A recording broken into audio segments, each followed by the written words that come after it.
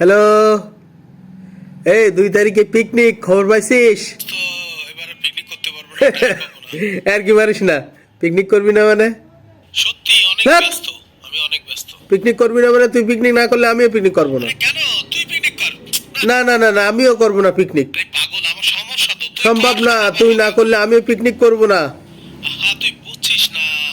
না, এরম তুই বাচ্চাদের জানিস বললে তুই, হয়? তাহলে আমি পিকনিক করি না। তুই না থাকলে ওই পিকনিক ভালো লাগে না।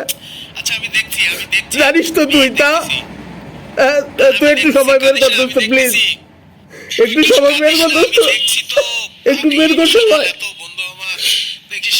আর ভাই পিকনিকের টাকা কত? টাকা দিতে হবে কত? টাকা না দিলে হয়? তুই আসাই মানে আমার টাকা। তো দিতে হবে।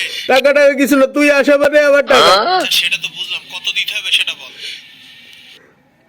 আচ্ছা, ওই তাহলে তুই বিকাশে 2,000 টাকা পাঠাই দে। চাপ, তুই তো বললো যে 1,000 টাকা করে। না, আমার টাকাটা তুই দিয়ে দিস আর কি, তাই বললাম। চাপ, সব সময় ধান্দা, বদমাইশ। বন্ধুত্ব মানেও বোঝে না নাকি?